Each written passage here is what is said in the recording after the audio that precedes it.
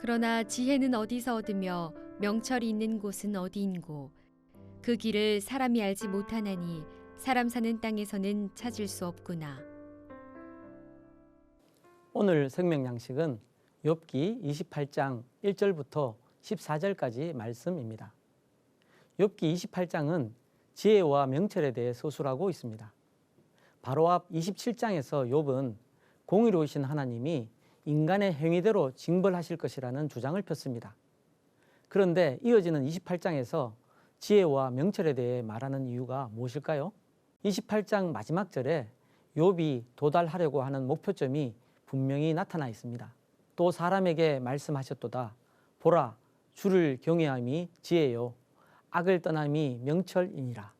여호와 하나님이 지혜의 근원이심을 고백하고 있는 것입니다.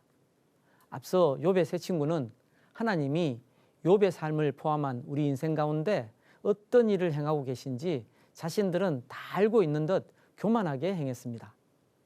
이들과 달리 욥은 하나님의 뜻을 알 수 없어 답답해했습니다. 이제 그 연장선 위에서 욥은 우리 인간이 하나님의 지혜를 완전히 아는 것은 불가능하다고 하며 하나님께 근원을 둔 지혜를 찬양하고 있습니다. 특히 오늘 본문은 참 지혜의 가치를 서술하고 있습니다.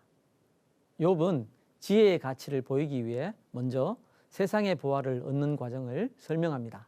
은이 나는 곳이 있고 금을 재련하는 곳이 있으며 철은 흙에서 캐내고 동은 돌에서 녹여 얻느니라.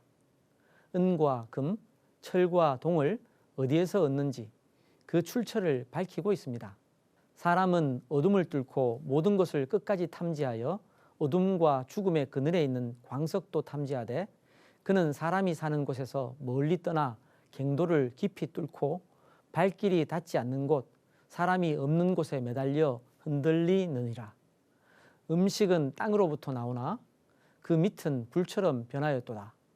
그 돌에는 천국이 있고 사금도 있으며 그 길은 솔개도 알지 못하고 매의 눈도 보지 못하며 용맹스러운 짐승도 밟지 못하였고 사나운 사자도 그리로 지나가지 못하였느니라. 사람이 굳은 바위에 손을 대고 산을 뿌리까지 뒤덮으며 반석에 수로를 터서 각종 보물을 눈으로 발견하고 누수를 막아 스며 나가지 않게 하고 감추어져 있던 것을 밝은 대로 끌어내느니라. 광산의 채굴 작업을 묘사하고 있는데 달리 말하면 보화를 캐내는 인간의 지혜로움이 드러나기도 합니다.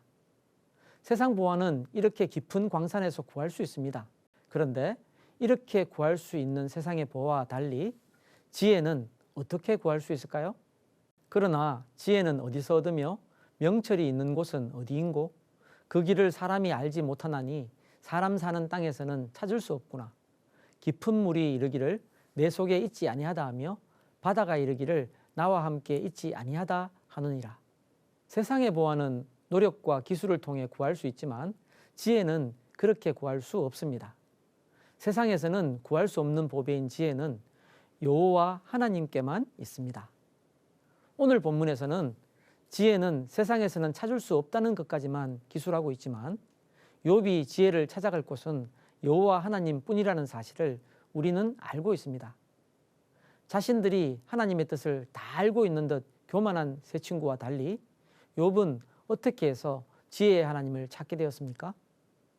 저는 그 답이 욥이 겪고 있는 고난이라고 생각합니다. 욥의 세 친구는 처음에는 욥을 위로하러 왔습니다. 하지만 시간이 지나도 고난에서 헤어나오지 못하는 욥을 지켜보면서 악인이 징벌을 받는다는 권선징악과 인과응보라는 윤리도덕의 잣대를 욥에게 갖다 대었습니다. 처음에는 권면하는 정도로 시작했지만 욥이 그들의 주장을 완강하게 거부하니까 친구인 욥을 가혹하게 정죄하며 신랄하게 비방했습니다. 세 친구는 자신들이 마치 하나님의 대변자라도 된 양 욥을 판단하고 나무랐습니다.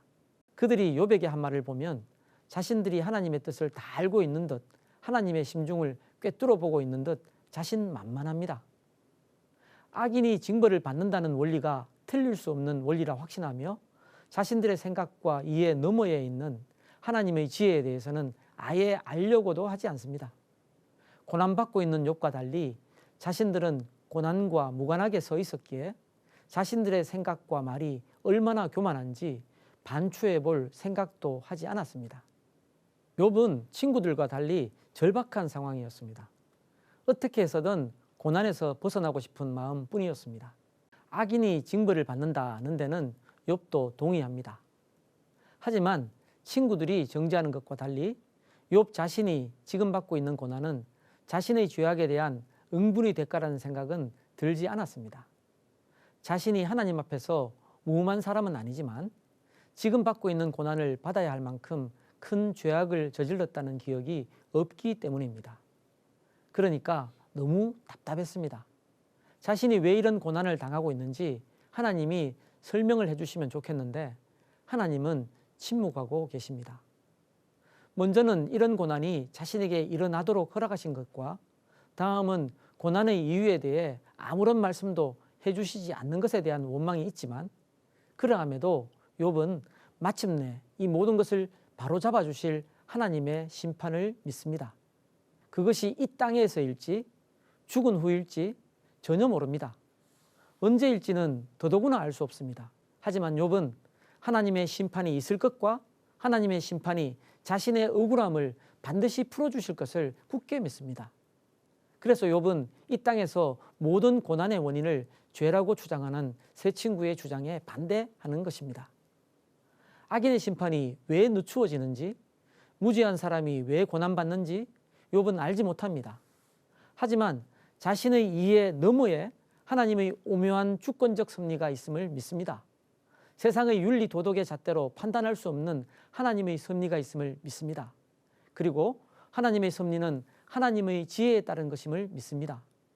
여호와 하나님이 지혜의 근원이심을 고백하는 것입니다. 이것이 욥과 세 친구의 결정적 차이입니다. 이것은 욥이 이유를 알 수 없는 고난을 받고 있기에 가질 수 있는 깨달음이라고 봅니다. 실패한 경험이 없는 사람이 실패로 인해 고통 속에 있는 사람을 제대로 이해할 수는 없습니다. 죽을 만큼 아팠던 경험이 없는 사람이 죽을 병에 걸린 사람의 고통을 헤아릴 수는 없습니다. 욥은 자신이 지금 이유를 알 수 없는 고난을 당하고 있기에 우리가 세상에서 겪는 고난 중에는 이유를 알 수 없는 고난이 있다는 사실을 체험 가운데 인정하는 것입니다. 더 나아가 그 이유를 알 수 없는 고난 너머에 더더욱 이해할 수 없는 지혜의 하나님이 계심을 감히 고백하는 것입니다. 이해할 수 없는 고난 속에서라도 그 너머에 계신 지혜의 하나님을 믿는 굳센 믿음을 우리에게 달라고 주님께 간절히 기도합시다.